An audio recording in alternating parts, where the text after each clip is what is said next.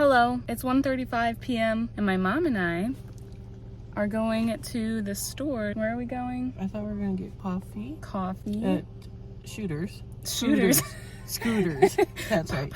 Scooters. And then Goodwill, makeup place. Oh yeah, I gotta return that terrible foundation And then that I got from Ulta. Meyer. And then we're going to In the dollar store. Yeah, we're gonna be busy. A long day.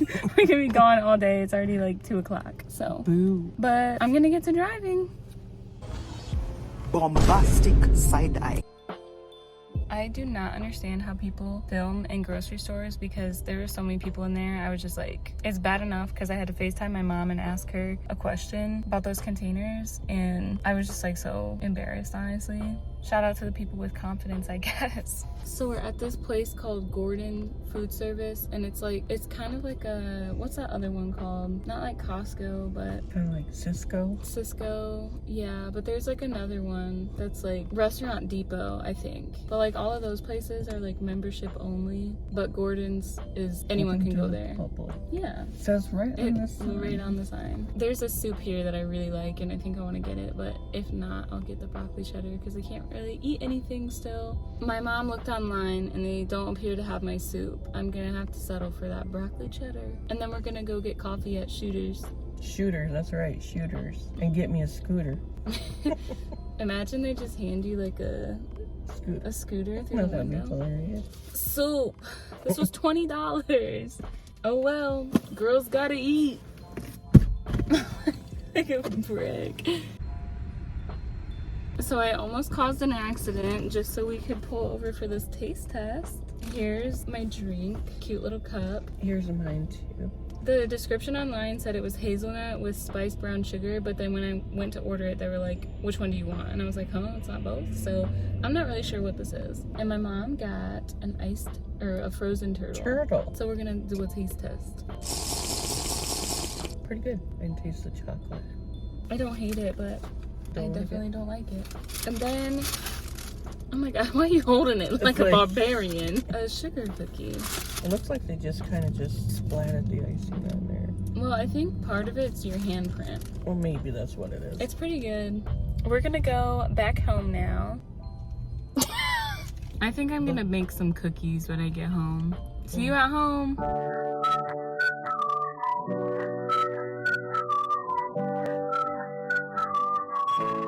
Come back. So I've been feeling pretty off today, and I wanted to do something called a check-in, which is something that I used to do while I was on my trip. Basically, we would do a check-in on how we're doing spiritually, physically, emotionally / mentally, relationally, and then something that we were grateful for or something we're growing in. And I haven't done one of these since I left, but today I thought I would because I think I really just need to evaluate how I'm actually doing right now because I've been struggling the past few days here and there, but today has just been like really hard. So I'll start off with spiritually. Lately, I've been feeling pretty disconnected from God. During Vlogmas, I've been like pretty busy trying to make content, edit content. The editing takes a really long time and I'm getting faster at it, which is good, but all that time's really taken a lot of time away from my time with God, and unfortunately I haven't really prioritized it very much. I'm just changing the vibes a little bit. But anyway, I didn't realize how much it was actually affecting me to not spend time with God in the morning. I went from waking up really early to now, lately I've been waking up at around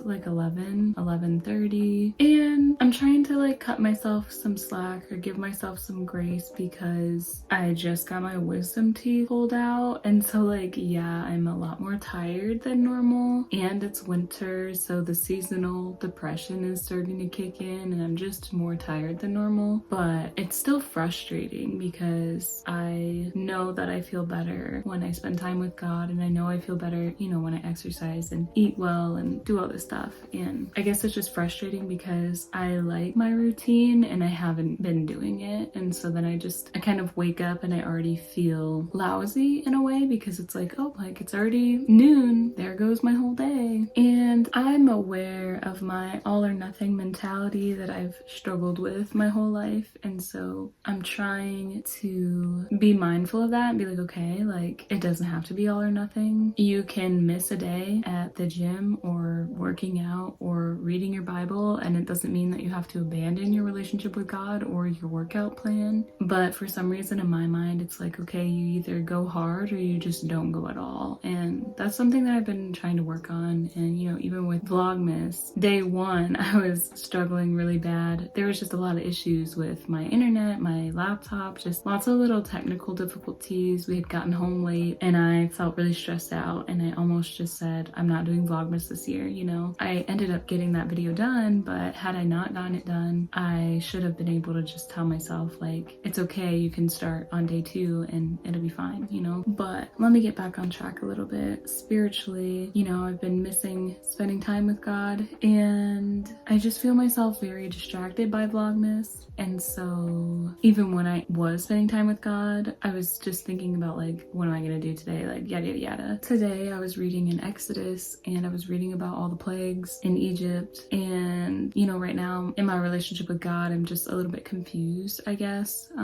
It doesn't always make perfect sense. There's so many things that I don't understand. While I grew a lot in the past year in my relationship with him, and I learned more about his character, there's still plenty of days where I'm like, this doesn't make any sense. So I can know that God's character doesn't change, but like in my heart, I'm like, why was all this stuff happening? You know, like what was the purpose in it all? The only difference is like a year ago, I would have been like, okay, screw it. Like, I don't want to pursue this relationship. But now it's like, well, I want to understand the heart of God, and so I want to keep pushing forward. But it's definitely not always sunshine and rainbows and on top of the world, and that's something that I didn't know when I was first a Christian and really in the religion. Was like, I thought that life with God was supposed to be a walk through the park, and it's actually like any other relationship, and there's going to be trials, there's going to be days that are really really good, and then there's going to be days that aren't so good, and you know, you don't understand the other person. And yeah, I think you just make a decision like in your heart to trust that they have your best interest in mind and that they really care for you. And that's really hard, especially if you have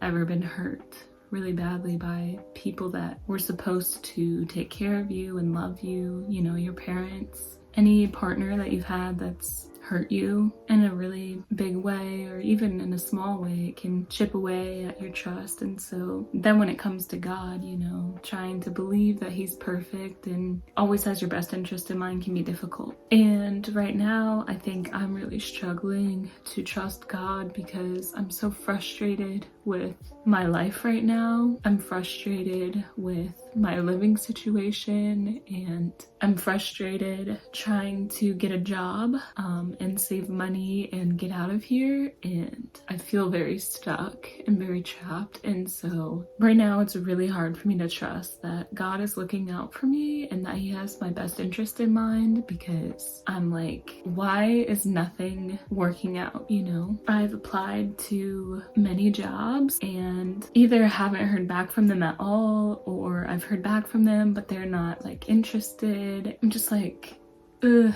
Like, I mean, that makes me feel like bad because, you know, rejection isn't easy, and it's something that I need more practice in, I guess. But it's sometimes hard to see, you know, that this is temporary and this is just a season, and it's hard to remember, like, I'm not going to be here forever, because right now it feels like I'm never going to leave, you know, my mom's house. There's just lots of little things that, I don't know, like hurt in a way. My cats, I love them so much. They're actually my children, and I want them to have a good life. Right now we are confined to a single room, and I feel really bad for them. And so that's like really hard, because then I'm like, I'm a terrible cat mom, and I feel horrible because I don't trust them to roam, because my sister's dog is unpredictable and it's scary. So, you know, for them to be safe, they have to be in here, and it low-key breaks my heart because like I just want them to have a good life, and I feel like they can't right now. I don't know how much they're able to feel and understand this experience, and so maybe to them they feel okay, but for me, like every single time they try to escape the room, I just feel horrible, and I just kind of like shove it down because I can't just cry about everything all the time. Sometimes I forget to revisit the negative emotion or the unpleasant emotion, and then it just kind of piles up. So it's like Juniper tried to leave the room 10 times this week, and that was 10 times that I took an unpleasant emotion and just bottled it up. And now I'm at my breaking point. So, but back to spiritually, I haven't really sat down and told God how I've been feeling. I haven't really been angry with him, and I think that it would be good for me to take some time to just let him know what's going on and how I really feel and how frustrated I am with my situation and how I feel like he doesn't care sometimes. So once I'm done with this little check-in, I'm just gonna let him have it. I'm just gonna open my journal and be pissed because I'm pissed. Physically, I'm doing better. My face doesn't hurt nearly as bad as it has. It's starting to get more painful as the day goes on, but that's fine. You know, I have some bruising. The swelling has gone down a lot, but my face still doesn't really look fully like my face. Maybe it does, which would be humbling as hell. So I hope not. But yeah, I mean, I'm not really having any complications after the surgery, so that's good. I feel healthy like everywhere else. My body doesn't hurt super bad. Physically, I'm honestly doing well, and I'm grateful for that.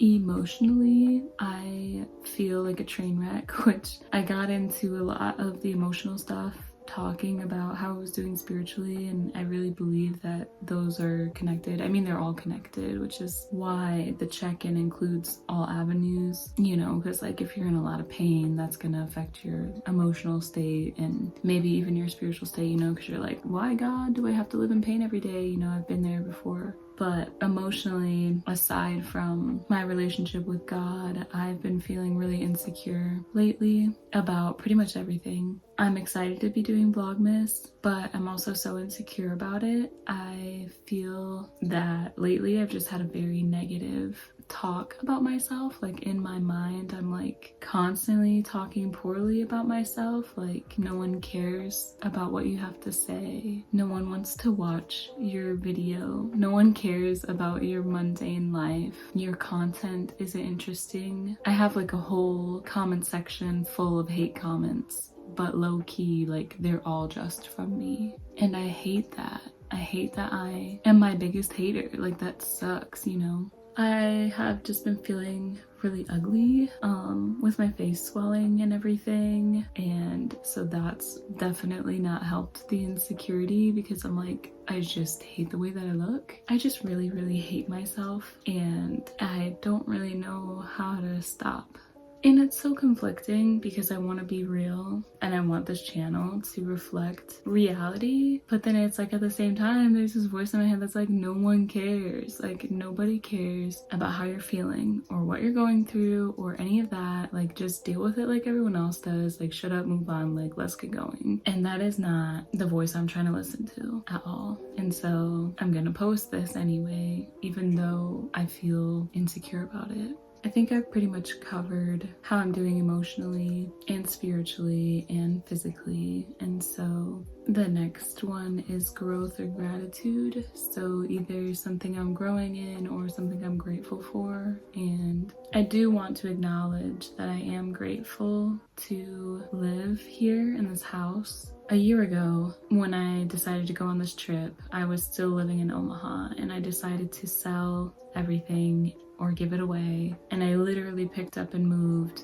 back to Michigan, and I was only here for a week before I went on my trip. I literally left everything that I knew to go do this crazy thing for a year, knowing that I would come back to basically nothing, you know? And I have so much more than so many people in the world. Like, truthfully, like, I don't feel like I can complain, but I still have to acknowledge like how painful it was to leave everything and come back to my situation now, you know. I left my beautiful apartment that I loved so much and everything inside of it. I left all the space for my cats, and I left my friends, and I left my partner at the time, and I left a job that I really loved.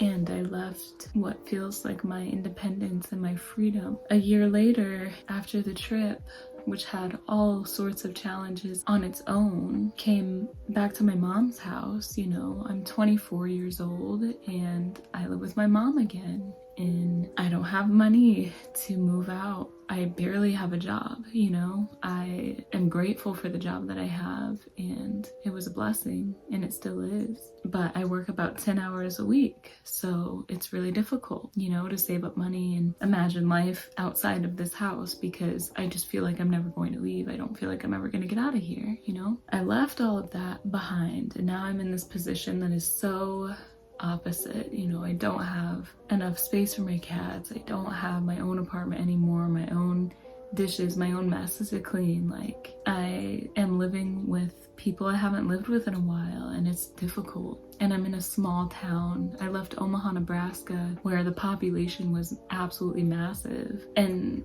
came back to like a population of 2,000 maybe. And it's really hard, you know, to live in a small town, period, let alone after experiencing not only Omaha, but parts of the world, you know, different culture and things. And coming back to a small town feels like I'm suffocating a bit. And you know, like, I can and I should acknowledge all of these feelings, and I definitely need to write them in my journal because they've just been sitting here bottling up. I am grateful that my mom allowed me to stay with her.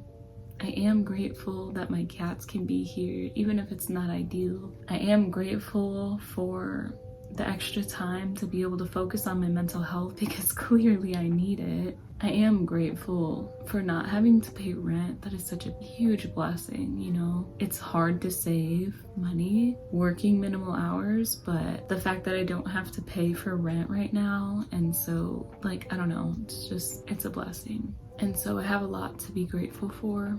I think just right now it's like so difficult to focus on that stuff when I feel so hopeless inside. Overall, I am grateful, and I am also still struggling. And I think that that is the reality of what it's like to be a human, knowing things and feeling things. But that's all I have for my check-in. So thank you for listening. And if you clicked on this video and took a chance on me, thank you.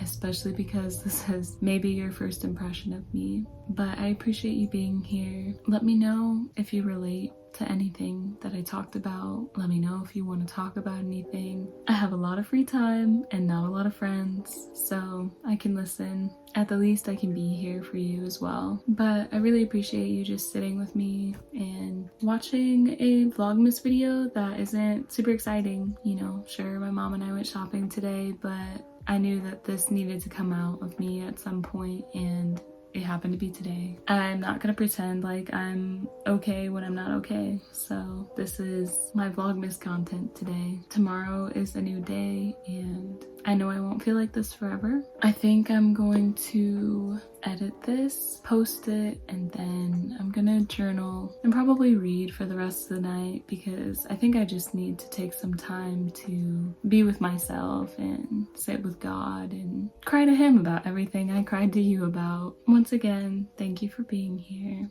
and I will hopefully see you tomorrow.